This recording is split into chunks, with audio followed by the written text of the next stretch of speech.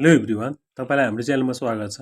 आज हामी यस भिडियोमा शेयर कुन बेला बेच्ने अथवा शेयर बेच्नको लागि उचित समय कुन हुन्छ अथवा कुन कुन कारण भयो भने शेयर बेच्दा राम्रो हुन्छ भन्ने बारेमा कुरा गर्नेछौँ।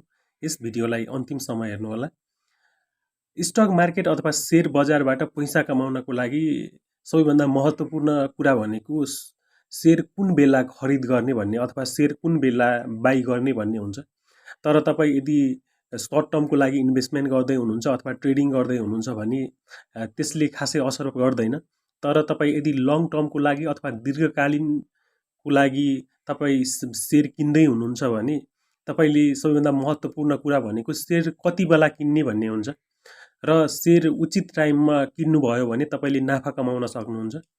र जेनरली शेयर मार्केटमा शेयर किन्दाखेरि तपाईँ यदि लङ टर्म इन्भेस्टमेन्टको लागि किन्दै हुनुहुन्छ भने शेयर जेनरली फर्स्ट आवर अथवा 11 बजेदेखि 12 बजेसम्म नकिन्दा राम्रो हुन्छ, किनकि त्यति बेला बजारमा ठुला खेलाडीहरूले आफूसँग भएको शेयर बेच्न थाल्छन् र त्यसमा धेरै घटबड हुन्छ र शेयरको प्राइसमा धेरै घटबड हुने हुनाले तपाईँ फर्स्ट आवरमा शेयर नकिन्दा हुन्छ र शेयर किन्ने भनेको त्यही तपाईँ 1 बजेदेखि 2 बजेको टाइमभित्र किन्न सक्नुहुन्छ।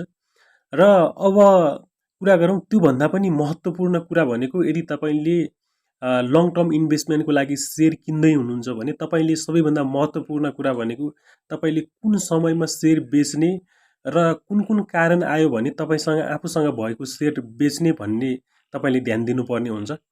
र अब कुरा गरौँ यी 4वटा कारण आयो भने तपाईले आफूसँग भएको शेयर बेच्न सक्नुहुन्छ।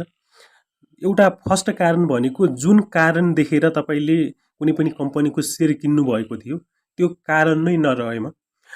जस्तै उदाहरणको लागि मैले नबिल बैंकको शेयर किनेको छु।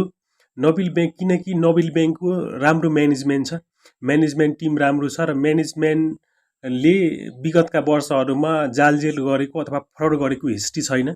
म्यानेजमेन्टको नियत राम्रो भएर किनेको छु। तर 1-2 वर्षपछि मानिलिउँ नबिल बैंकको म्यानेजमेन्ट चेन्ज भयो र नबिल बैंकको म्यानेजमेन्टको नियत राम्रो भएन अथवा नबिल बैंकको म्यानेजमेन्टले चेन्ज भएर जालजेल गर्न थाल्यो भने मैले आफूसँगको शेयर बेच्दा राम्रो हुन्छ, किनकि मैले जुन कारणले शेयर किनेको थिएँ म्यानेजमेन्ट राम्रो छ भनेर त्यो कारण नै नरहेपछि मैले त्यो शेयर राख्दा फाइदा हुँदैन। र अर्को कारण भनेको इमर्जेन्सी सिचुएसन र मलाई पैसाको अति आवश्यक परेको छ अथवा मेरो फ्यामिली कोही सिकिस्त बिरामी हुनुहुन्छ, पैसाको आवश्यकता परेको छ भने त्यति बेला कम्पनी राम्रो छ अथवा नराम्रो छ त्यसमा केही हेरिदैन, त्यति बेला शेयर बेच्दा राम्रो हुन्छ। र अर्को भनेको पोर्टफोलियोलाई सन्तुलन गर्नको लागि यो भनेको यदि तपाईले कुनै पनि एउटा स्पेसिफिक सेक्टरको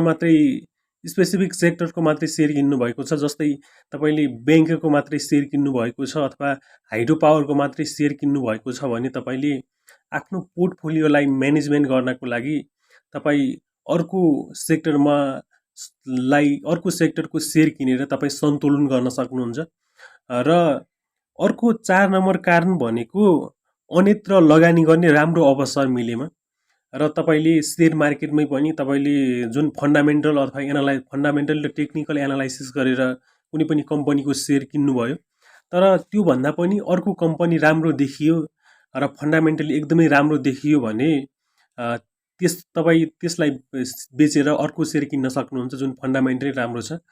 हामीले शेयर किन्दाखेरि जेनरली फन्डामेन्टललाई धेरै फोकस गरेका छौँ, किनकि यदि शेयर मार्केट नै घट्यो भने शेयर इन्डेक्स नै घट्यो भने सबैभन्दा पहिले इन्क्रिज हुने अथवा बढ्ने भनेको फन्डामेन्टली राम्रो कम्पनीहरूले छिटो नै बढ्छ। त्यसैले जहिले पनि शेयर किन्दाखेरि फन्डामेन्टल राम्रो भएको कम्पनी किन्दाखेरि राम्रो हुन्छ, लङ टर्म इन्भेस्टमेन्ट होस् अथवा सर्ट टर्म इन्भेस्टमेन्ट होस्, किनकि शेयर मार्केट भोलि बढ्दैछ अथवा घट्दैछ भनेर त्यो कसैलाई पनि थाहा हुँदैन।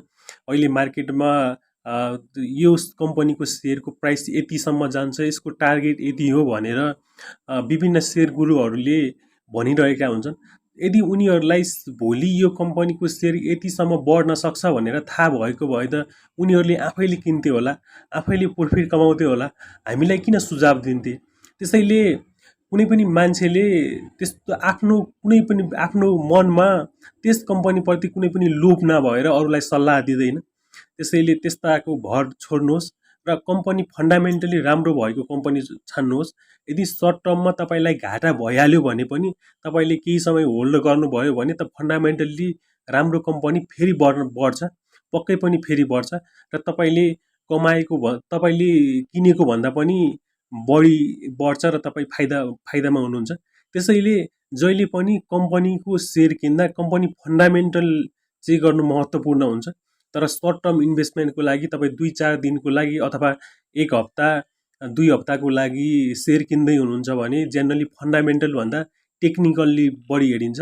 तर फन्डामेन्टली राम्रो भएको कम्पनी तपाईँले चुज गर्नुभयो भने तपाईँ सर्ट टर्ममा पनि फस्न सक्ने चान्स एकदमै थोरै हुन्छ। र यस्तै अरू भिडियोको लागि हाम्रो च्यानललाई सब्स्क्राइब गर्नुहोला। Thank you.